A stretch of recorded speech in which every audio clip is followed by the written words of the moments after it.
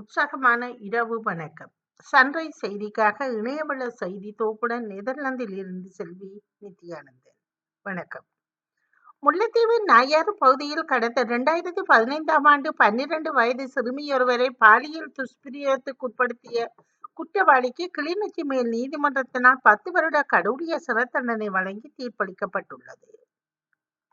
மத்திய கிழக்கில் நிலவும் மோதல் நிலைமைகளுக்கு மத்தியில் தற்காலிகமாக நிறுத்தப்பட்டிருந்த ரியாத் மற்றும் துபாய்க்கான தினசரி விமான சேவைகளை மீண்டும் ஆரம்பிப்பதற்காக ஸ்ரீலங்கன் ஏர்லைன்ஸ் அறிவித்துள்ளது.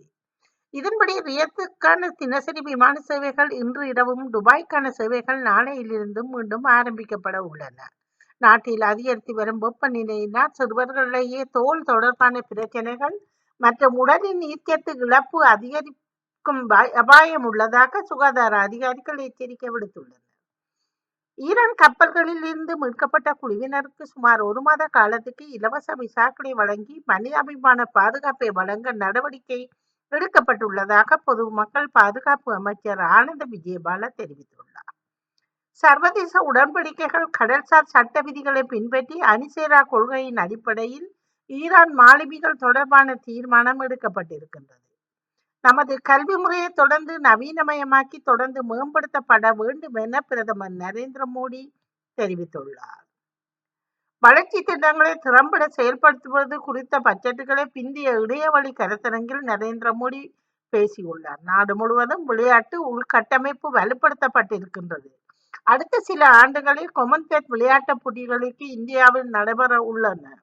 இந்தியா ஒலிம்பிக்கு நாடு முழுவதுமாக தயாராகி வருகின்றது. இது போன்ற சூழ்நிலையில் இளம் விளையாட்டு வீரர்களை அடையாளம் கண்டு வளர்க்க வேண்டும் என்றும் அவர் தெரிவித்துள்ளார். ஈரான் மீதான தாக்குதலை குறிப்பிட்டு உலகத்தின் முடிவு நம் மீது வந்துவிட்டது என ரஷ்யா எச்சரித்துள்ளது. ஈரான் மீதான பாரிய அமெரிக்கா மற்றும் இஸ்ரேலிய தாக்குதலை சரியான புயல் என்று ரஷ்யா முத்திரை குத்தியுள்ளது. அமெரிக்க இஸ்ரேலிய ராணுவ நிலைகளில் ஈரானுக்கு உளவு வேலையில் மட்டுமே ரஷ்யா உதவுகின்றது. துருக்கி வான்வழிகளில் ஈரான் மீண்டும் ஏவுகணை தாக்குதல் நடத்தியிருக்கின்றது. ஈரான் ஏவிய 2வது ஏவுகணையை தாக்கி அளித்துள்ளதாக நேட்டோ பாதுகாப்பு படை தெரிவித்துள்ளது. இதன் மூலம் ஈரான் மீண்டும் துருக்கி மீது தாக்குதல் நடத்தியது உறுதியாகி இருக்கின்றது. அமெரிக்கா, இஸ்ரேல், ஈரான் இடையிலான மோதல் பிப்ரவரி 28ஆம் தேதி முதல் தீவிரமடைந்திருக்கின்றது. தென் லெபனானில் உள்ள குடியிருப்பு பகுதிகளில் இஸ்ரேல் வெள்ளை பொஸ்பரஸ் பயன்படுத்தியதற்கான ஆதாரங்கள் கண்டறியப்பட்டுள்ளதாகவும் சர்வதேச மனிதாபிமான சட்டத்தை மீறும் செயலாகும் என்றும் மனித உரிமைகள் கண்காணிப்பகம் தெரிவித்துள்ளது.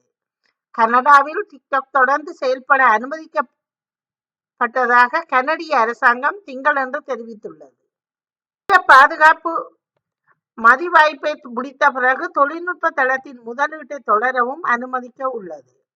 இந்த ஒப்புதல் டிக்டாக் கனடாவினால் வழங்கப்படும் புதிய சட்டபூர்வ ஒப்பந்தங்களுக்கு உட்படுத்த என்று கனடிய தொழில்துறை அமைச்சர் மெலேனி ஜோலி ஒரு அறிக்கையில் தெரிவித்திருக்கின்றார். இஸ்ரேல் மற்றும் அமெரிக்கா இணைந்து ஈரான் மீது போர் தாக்குதலை மேற்கொண்டு வருகின்ற நிலையில் ஈரான் பதில் தாக்குதலை மேற்கொண்டு வருகின்றது. அமெரிக்க ஜனாதிபதி டொனால்ட் ட்ரம்ப், ரஷ்ய ஜனாதிபதி விளாடிமிர் புடினை திங்கட்கிழமை தொலைபேசியில் உரையாடி ஈரான் தொடர்பான நிலைமை உள்ளிட்ட பல முக்கிய விடயங்களை பற்றி விவாதித்ததாக தெரிவிக்கப்படுகின்றது. கனடாவின் ஞாயிற்றுக்கிழமை மாலை ரொபிலாட் பகுதியில் வாகன விபத்தில் 2 வயது குழந்தை உயிரிழந்துள்ளதாக நகர காவலர் தெரிவித்துள்ளனர்.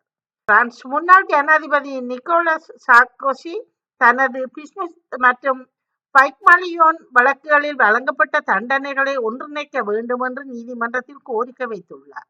அவர் பிஸ்முத் வழக்கில் மின்னணு கண்காணிப்பு வளையம் அணிந்திருந்த காலம் பைக்மலியோன் வழக்கின் தண்டனையாக கருதப்பட வேண்டும் என்றும் வாதிட்டுள்ளார். ஆனால் இந்த கோரிக்கையை மார்ச் மாதம் 9ஆம் தேதி நேற்றைய தினம் அன்று நீதிமன்றம் நிராகரித்திருக்கிறது. அதனால் பைக்மலியோன் வழக்கில் வழங்கப்பட்ட 6 மாதங்கள் கட்டாய சிறை தண்டனையை அவர் இன்னும் அனுமதிக்க வேண்டும் என்று தீர்மானிக்கப்பட்டுள்ளது.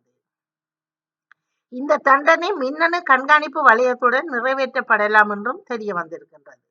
தொடர்வது விளையாட்டு செய்திகள். கால்பந்து போட்டியின் போது வீரர்கள் மோதி கொண்டதால் ஒரே போட்டியில் 23 வீரர்களுக்கு சிவப்பு அட்டை வழங்கப்பட்டுள்ளது. சவுதி புரோலீக் கால்பந்து போட்டியில் அல் நசர் அணி 1-0 என்ற கணக்கில் நியோம் அணியை வீழ்த்தியுள்ளது. ரியாத்தில் அல் அவ்வல் பாப் மைதானத்தில் நடந்த சவுதி புரோ லீக் போட்டியில் அல் அசர் மற்றும் நியோம் அணிகள் மோதியுள்ளன. தொடையெலும்பு காயம் காரணமாக கிறிஸ்டியானோ ரொனால்டோ இப்போட்டியில் விளையாடவில்லை. இதனால் சாடியோ மானே பொறுப்பை ஏற்றுக்கொண்டு ஆடி எதிரணிக்கு நெருக்கடி கொடுத்துள்ளார். கிரிக்கெட் வீரரான பிருத்வி ஷாவுக்கும் அவரது காதலி நடிகையுமான அக்ரிதி அகர்வாலுக்கும் திருமண நிச்சயதார்த்தம் நடந்து முடிந்துள்ளது.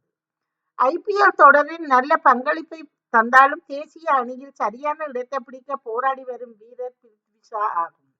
26 வயதாகும் பிருத்வி ஷா இந்தி நடிகையும் சமூக வலைதள பிரபலமான அக்ரிதி அகர்வாலை காதலித்து வந்தார் என்பது தெரிய வந்திருந்தது. இந்த ஜோடி அர்ஜுன் டெண்டுல்கரின் திருமண நிகழ்வில் கலந்து கொண்டு மணமக்களை வாழ்த்தியது.